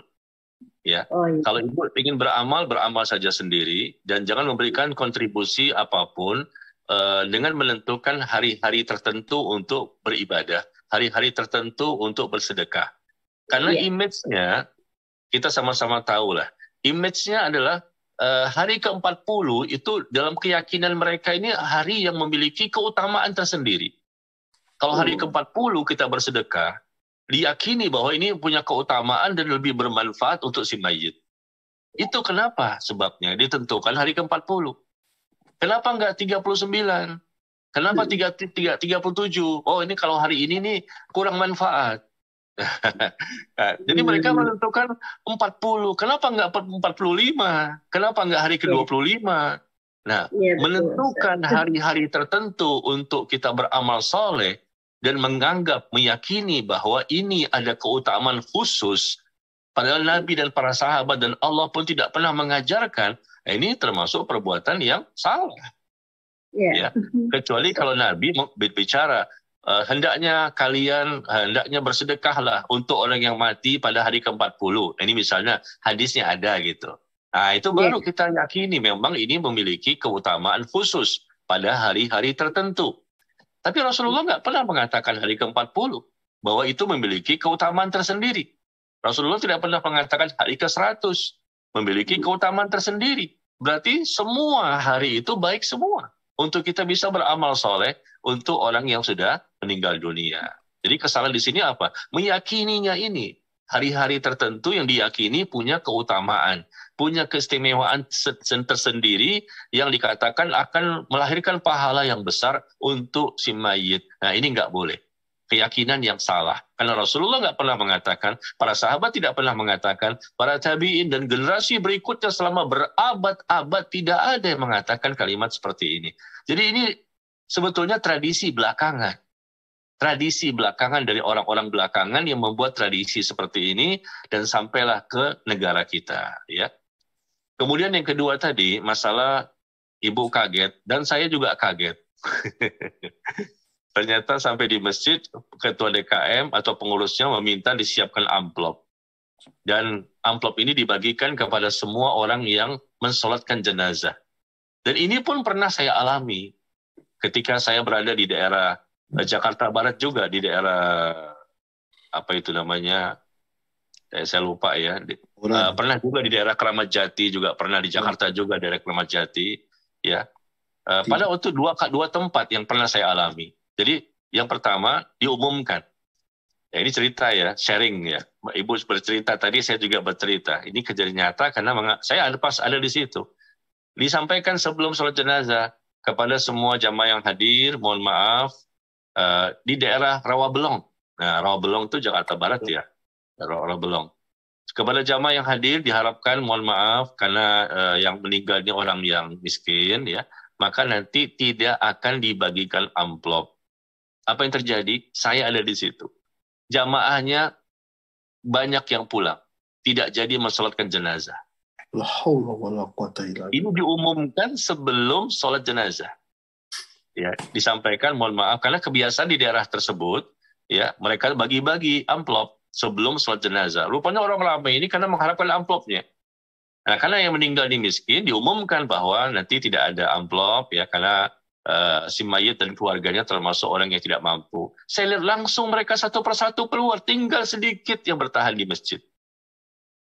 Itu yang pertama. Yang kedua, saya mengalami juga di daerah Keramat Jati di Jakarta, Jakarta Timur ya. Ketika kita lagi sholat jenazah, Ibu, lagi sholat jenazah, saya jadi makmum di situ, diimami oleh ustadznya di situ. Dan saya kenal dengan jenazah ini, maka saya datang untuk sholat jenazah. Saya kaget ya, ketika lagi sholat jenazah, lagi sholat, tiba-tiba ada orang yang lewat di depan kita, membagikan amplop dan dimasukkan ke kantong baju kita. Lagi sholat dibagikan, masukin ya, amplop-amplop itu. Lagi sholat, jadi pembagiannya ketika sholat. Saya kaget luar biasa. Lagi sholat dimasukin sesuatu, saya kaget. Apa yang dimasukin? Konsentrasi kita langsung buyar. Kita lagi baca doa. Allahumma ighfir lahu warhamhu wa'afihi wa'fu anhu. Tiba-tiba ada sesuatu. Ya kita kan nggak tahu karena nggak terbiasa. Saya lihat apa? Oh ternyata amplop dimasukin. Selesai sholat, lalu saya buka isinya apa? Oh duit ternyata.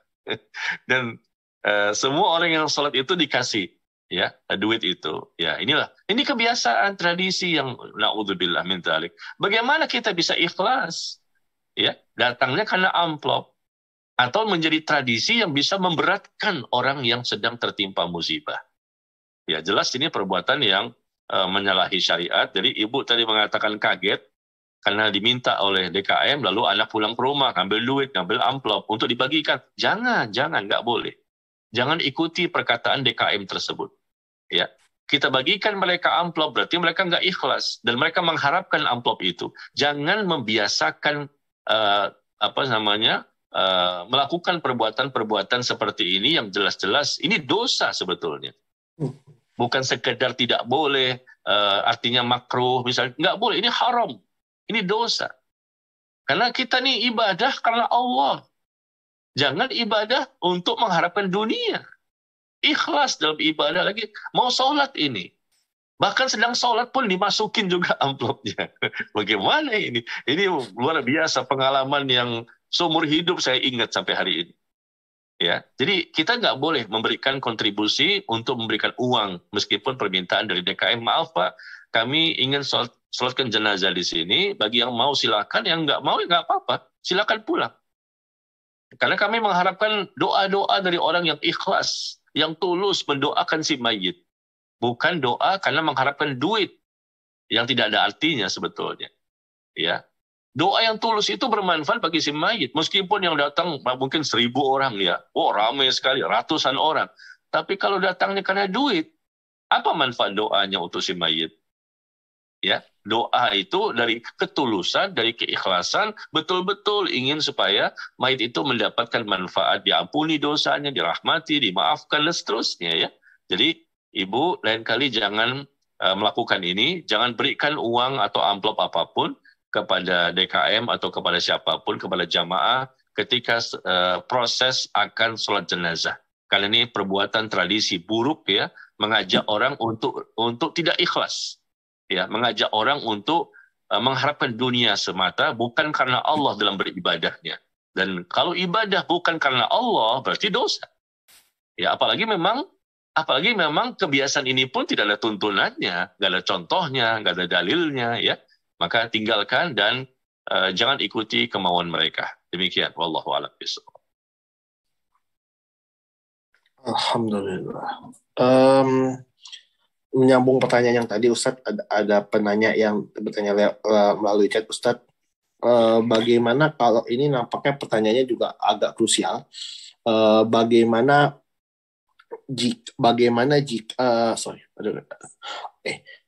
Kalau saat takziah dari keluarga mayit ini menyediakan makanan dari harta peninggalan mayit, namun warisnya ini belum dibagikan, bagaimana hukumnya Ustadz? Iya, baik. Orang yang sudah meninggal dunia ya, barakallahu fikum, orang yang sudah meninggal dunia tentunya bisa jadi mungkin dia meninggalkan harta ya, dan hartanya menjadi harta waris, dan harta waris ini Nanti dibagikan kapan? Nanti dibagikan setelah terpenuhi 2 masalah. Yang pertama, dibayarkan hutangnya dulu. Apakah si mayit ini punya hutang? Apabila memang si mayit ini punya hutang, maka harta peninggalannya digunakan untuk membayarkan hutang. Ini yang pertama. Ya. Atau mungkin yang pertama adalah gunakan harta mayit untuk mengurusi proses jenazahnya. Dari mulai memandikan, mengkafani, mensolatkan, sampai menguburkan. Ambil dari uang si mayit. Ya, ambil dari uang si mayit untuk pengurusan jenazah ini sampai selesai. Yang kedua tadi membayarkan hutangnya. Kalau memang hutang itu ada.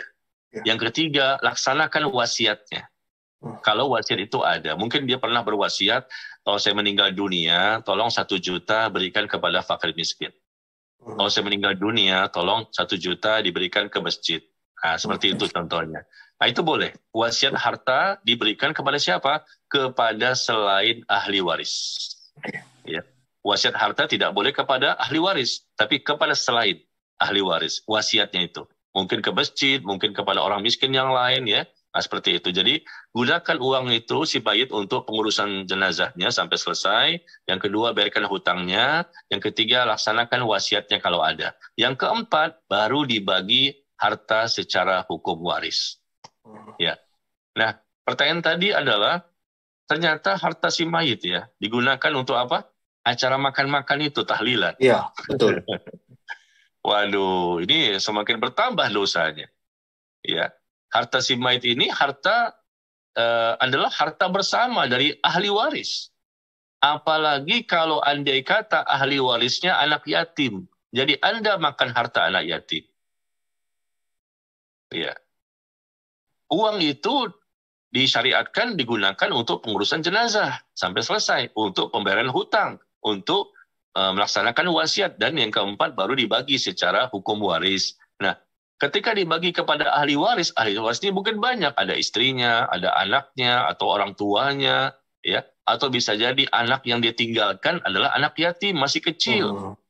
Anak yatim itu siapa? Anak yang ditinggal mati oleh bapaknya dan dia masih kecil, belum baligh, belum mimpi basah. Dialah anak yatim. Ya. Nah, ketika harta itu dipakai, digunakan untuk dibagikan kepada orang, dipakai untuk acara tahlilan atau untuk apa saja yang bukan bagian dari yang kita bahas tadi, bukan untuk pengurusan jenazah, bukan untuk bayar hutang, bukan untuk membayar wasiat, ya, tapi dipakai untuk selain itu, apakah untuk tahlilan ataupun yang lain, maka Anda sudah makan harta anak yatim.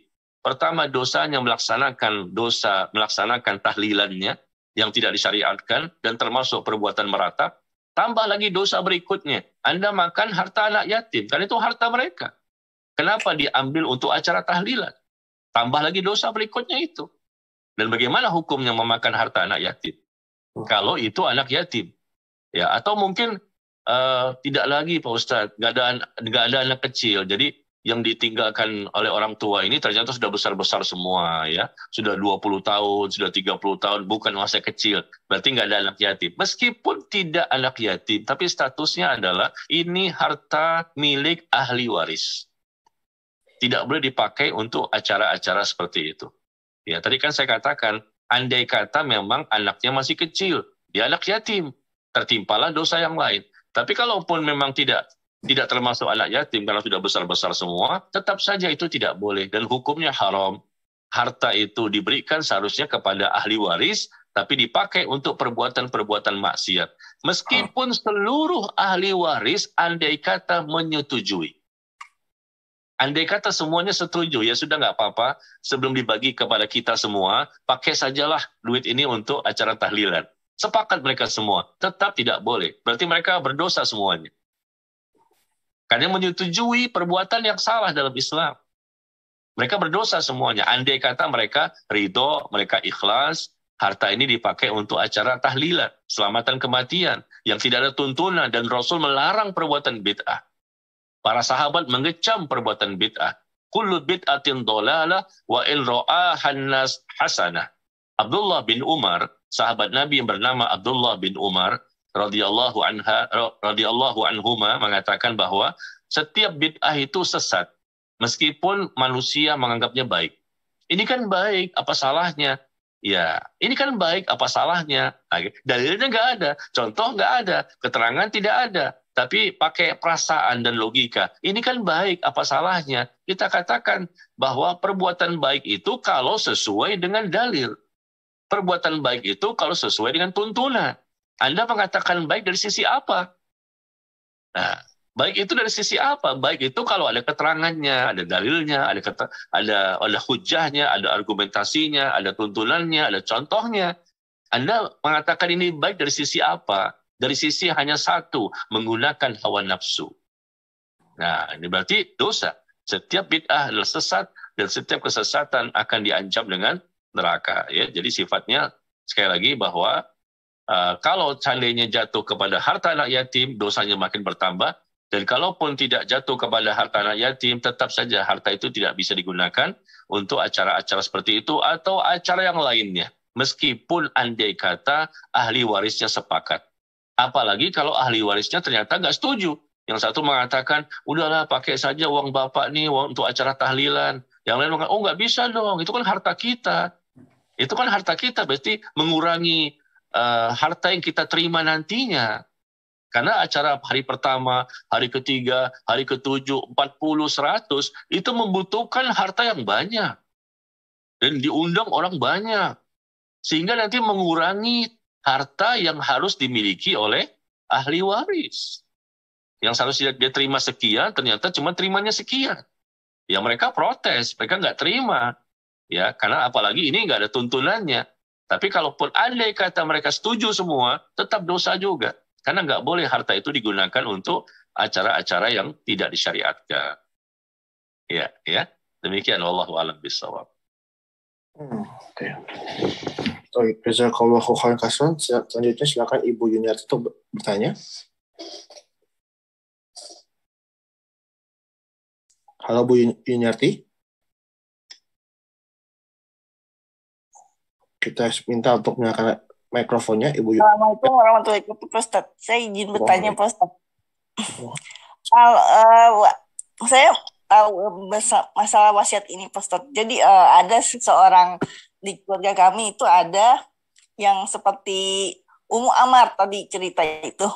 Jadi emang itu betul-betul terjadi, Pak Ustadz. Jadi istrinya itu diwasiatkan oleh suaminya. Nah, suaminya itu sebelum meninggal ngasih mobil dan rumah. Nah, menurut suaminya kalau saya meninggal rumah ini jangan dijual ya Bu. Ya Bu, ini untuk kenang-kenangan. Ternyata wasiatnya itu tidak dijalani itu Pak Ustadz. Jadi mobilnya dijual, rumahnya juga dijual. Itu kalau kita seperti itu bagaimana Pak Ustadz? Ya, baik. Dan yang kedua saya izin bertanya lagi Pak Ustadz. Jadi suaminya waktu sebelum meninggal juga ada wasiat juga.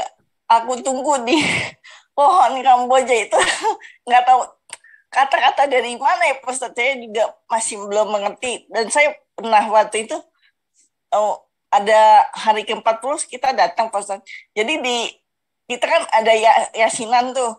Perkumpulan keluarga yasinan itu di kuburan Pak Ustadz. Dan itu diberikan makanan. Itu gimana Pak Ustadz kalau begitu jadi kalau begitu? Ya, baik. Ya, barakallahu fiik. Ada dua pertanyaan ya. Yang pertama adalah wasiat dari suami, kalau nanti saya meninggal, maka rumah sama mobil jangan dijual ya. Apalagi rumah ini kan sebagai kenang-kenangan dan lain-lain tempat berkumpul keluarga besar. Maka wasiat seperti itu wasiat yang salah. Ya, tidak boleh dipenuhi. Tidak boleh dilaksanakan wasiat suami seperti itu. Kenapa? Karena orang yang sudah meninggal dunia, maka hartanya semua jatuh kepada ahli waris. Ya, jatuh kepada ahli waris, maka dihukumi, dibagi secara hukum waris. Ya, rumahnya, duitnya, ya, semua harta yang dimiliki oleh si mayit bukan lagi milik si mayit. Jatuhnya kepada ahli waris. Dan kepada ahli waris berarti rumahnya, uangnya dan lain-lain dihitung berapa totalnya dan dibagi secara hukum waris. Istrinya mendapatkan 1/8 apabila ada anak. Kalau nggak punya anak, maka sekian. Anaknya laki-laki perempuan ada berapa. Semuanya dibagi. Jadi nggak boleh si bapak ini berwasiat kalau saya meninggal, maka rumah ini jangan dijual. Nggak bisa, harus dijual.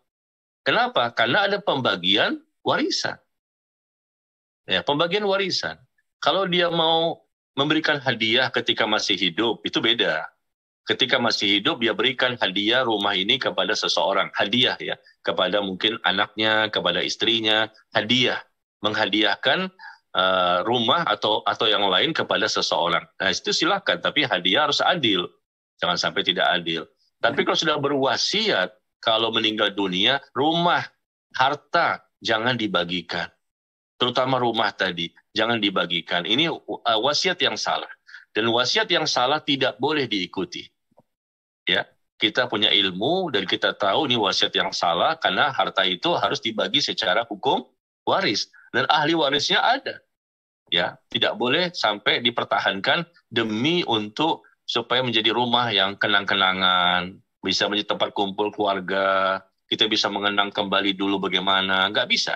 Nggak boleh seperti itu. Dalam Islam, intinya siapapun yang meninggal dunia dan dia punya harta, maka hartanya harus dibagi kepada ahli warisnya sesuai dengan pembagian hukum waris.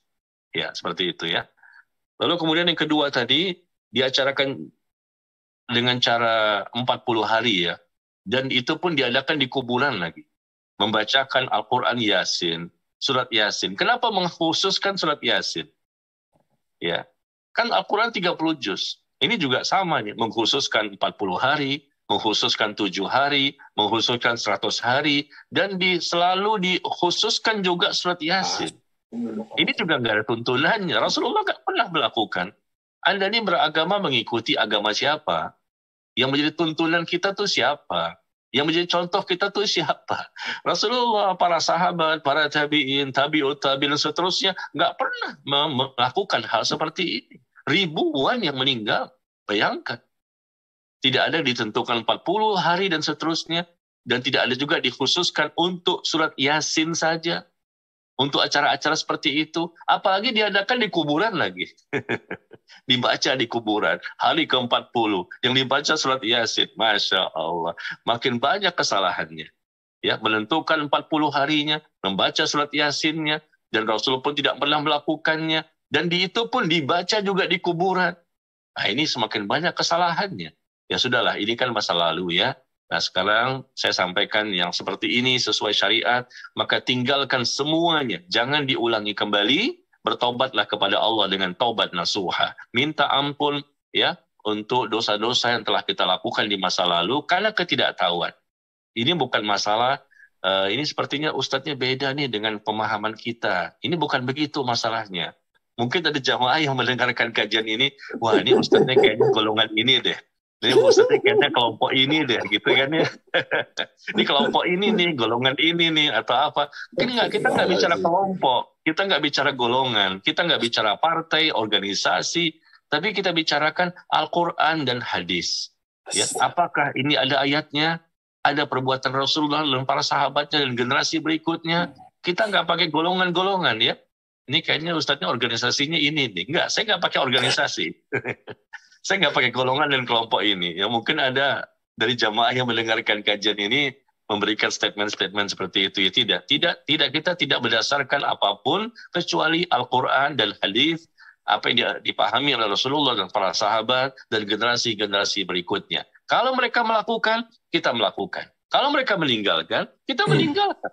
Karena agama ini berdasarkan apa yang mereka ajarkan kepada kita. Lau kana khairan lasabakuna ilaih. Kalau memang ini baik, ini benar, pastilah mereka lebih dahulu mengerjakannya kan. Lau kana khairan lasabakuna ilaih. Kalau memang ini baik, ini benar, ini bermanfaat, nggak ada salahnya, pasti Rasulullah dan para sahabat dan generasi berikutnya lebih dahulu mengerjakannya. Lebih dahulu mencontohkannya, kan begitu ya. Tapi kenapa mereka tidak mengerjakan? Berarti ini memang tidak disyariatkan. Nah, kenapa kita buat-buat? Kenapa kita mengada-ngadakan suatu perkara yang tidak ada contohnya, yang nggak ada dalilnya, nggak ada keterangannya? Loh, ini kan kita nggak boleh. Kita seorang Muslim seharusnya beragama berdasarkan dalil, keterangan, contoh, tuntunan. Dan contoh kita yang terbaik siapa? Rasulullah. Nah, Rasulullah nggak melakukan, kok kita melakukan? Nah, saya mengajak berpikir ya, jamaah sekalian. Ini mungkin masalah yang pro dan kontra ya, tapi saya mengajak berpikir, ya cobalah kita beragama ini jangan sembarangan ya, karena hidup ini cuma sekali loh, hidup cuma sekali, nggak bisa diulangi kembali. Dan kita ingin amal ibadah kita tuh diterima oleh Allah. Ya, kita ingin selamat, kita ingin bahagia, dan tidak bisa bahagia dan tidak bisa selamat kalau menyelisihi apa yang Rasulullah ajarkan. Ya, dosa kita ini banyak jamaah sekalian, maka jangan diperbanyak. Sudah banyak, jangan diperbanyak. Dengan cara-cara kita melakukan perbuatan yang tidak ada contoh dan tidak disyariatkan. Ya, maka kita berusaha memperkecil tingkat dosa kita. Semua dosa besar kita jauhi, dan dosa kecil semakin hari semakin tinggal sedikit. Ya, itulah nantinya insya Allah orang-orang yang akan mendapatkan husnul khotimah. Amin ya rabbal alamin. Amin ya rabbal alamin. Ya. Alhamdulillah, jazakallah khair Ustadz. Mungkin bisa menyampaikan faedah terakhir atau ada nasihat atau mungkin makanya pada hari ini. Jamaah sekalian ya yang berbahagia, Bapak Ibu, ikhwan dan akhwat yang sama-sama mendengarkan kajian ini sampai selesai. Ya, sekali lagi saya mengajak diri saya dan seluruh hadirin ya, marilah sama-sama kita mempelajari kembali agama kita secara benar ya. Agama bukan berdasarkan tradisi, agama bukan berdasarkan adat istiadat, agama Islam bukan berdasarkan perbuatan-perbuatan yang kita lihat di masyarakat. Ya, kalau memang itu benar berdasarkan Al-Quran dan As-Sunnah, dan perbuatan ini dilakukan oleh Rasulullah dan para sahabat, ya kita benarkan. Tetapi kalau memang tidak ada tuntunannya, nggak ada contoh, janganlah kita melakukan hal-hal seperti ini ya. Jangan sampai nanti termasuk orang yang merugi, capek, letih, lelah dalam perbuatan selama di dunia. Ibadah ini, perbuatan ini, ikhlas dalam ibadahnya, tapi nggak sesuai sunnah. Maka ibadah itu tertolak, nggak ada pahalanya. Sayang nanti, merugi nanti di akhirat. Kita inginkan seluruh ibadah kita ini berpahala. Dan ibadah itu yang berpahala harus memenuhi 2 persyaratan. Kalau ingin pahala, bermanfaat ya. Pertama apa? Ikhlas, karena Allah semata. Jangan pakai duit-duit tadi, kayak bayar-bayar itu orang yang sholat jenazah. Ini perbuatan yang menyimpang sekali. Harus ikhlas dalam beribadah apapun. Yang kedua, kita dalam beribadah ini harus sesuai dengan tuntunan. Ada contoh dan keterangan ya. Islam berbeda dengan agama-agama yang lain. Semua agama selain Islam itu direkayasa, dimodifikasi, lakukan inovasi, variasi-variasi dengan keinginan-keinginan sesuai dengan selera mereka. Ya silakanlah mereka dengan ibadah-ibadah yang mereka buat, akidah-akidah sendiri yang mereka buat. Selain Islam itu sudah jelas mereka menyimpang. Tapi khusus untuk Islam, ini adalah satu-satunya agama yang berasal dari pencipta kita, ya, dan dicontohkan oleh Rasulullah dalam dakwahnya. Maka jangan sembarangan kita melakukan sesuatu yang tidak ada contohnya, yang akhirnya kita menyesal nanti di akhirat, ternyata amal itu tidak ada pahala, bahkan berdosa. Demikian ya, semoga Allah menambahkan taufik dan hidayah kepada kita, dan kita cobalah belajar terus ya tentang sunnah ini. Ya, kita ingin beragama berdasarkan contoh, dalil, dan keterangan. Mengikuti sunnah. Sunnah itu apa? Mengikuti ajaran. Ajaran yang murni, ajaran yang asli, yang telah diajarkan, dicontohkan, dipraktekkan, diamalkan, dituntunkan, diamalkan, dan didakwahkan oleh Rasulullah SAW dan para sahabatnya. Demikian, semoga bermanfaat, dan mohon maaf atas segala kekurangannya. Wallahu ta'ala a'lam bis-shawab. Wa sallallahu ala nabiyyina Muhammad walhamdulillahi rabbil alamin. Subhanakallahumma wa bihamdika asyhadu an la ilaha illa anta astaghfiruka wa atubu ilaik. Wassalamualaikum warahmatullahi wabarakatuh. Waalaikumsalam warahmatullahi wabarakatuh. Jazakallah.